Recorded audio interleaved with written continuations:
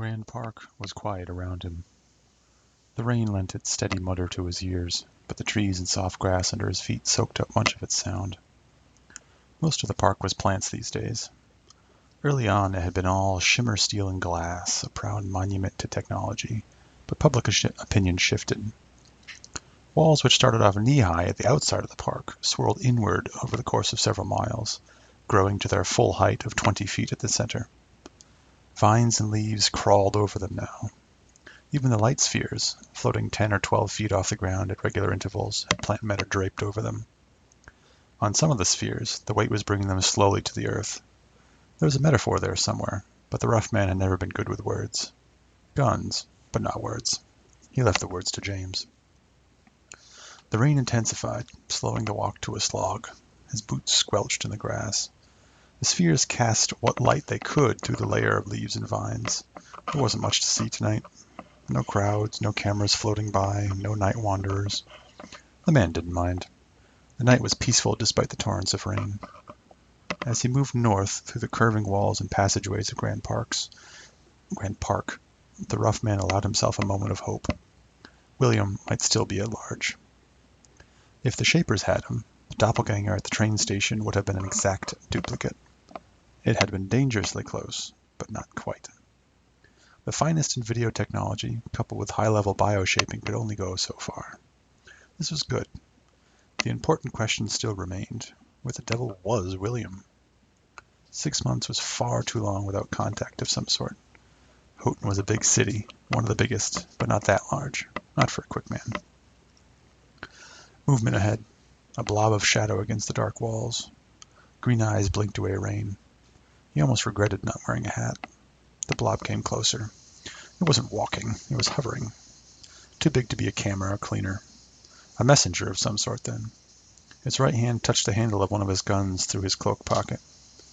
It drifted within a few yards, moving in the opposite direction. It was an awkward, bulging thing, no limbs or eyes to speak of, merely an amorphous collection of bright hues deadened by the gloom.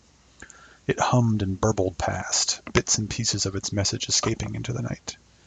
Soon to come, love always to see, how high, face switch. The man spat into its path. The wad of saliva disappeared into the rain, but he liked to think it would continue its path through the magic thing's riotous body. The messenger floated serenely past, dribbling bits of language in its wake, and the man walked on. The rain lessened. Visibility extended a few yards. The walls began their slow curve downward as he passed the central hub of the park. Lightning flashed. Thunder boomed. A pair of figures emerged from the darkness ahead, side by side. Each held a long stick of some sort. They drew closer. Each man wore a uniform partly obscured by a rain cloak, soaked by the rain into a dark navy blue. The rough man's mouth twisted. Blue Guards. Their knee-high boots churned up the grass and mud at their feet.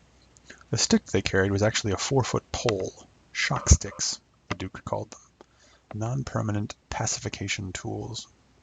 They certainly could pacify, but the rough man knew they could do a whole lot more when the cameras were off. He was surprised these two were venturing out into the elements. Most of the guard turned their nose up at having to clean mud off their shiny boots. Wonders never ceased. Their heads, obscured by the rain and their customary helmets, swiveled toward him. His hands were tight about the handle of his guns. Did their pace slow, or was he imagining things? Thunder clapped again. Lightning illuminated the two men for an instant. Their eyes were on him. 2 guards, 2 sticks. 2 shots each, should it come to that. They stopped, side by side. The rough man kept his legs moving, kept his hands still. One of the guards tapped the side of his helmet. He said something to his partner. They laughed and kept walking. The man lengthened his stride. The space between his shoulder blades itched. As the walls curved off to the left just ahead of him, he used the angle to snatch a glance backward. The blue guards were looking over their shoulders at him. He walked on. They vanished into the rain.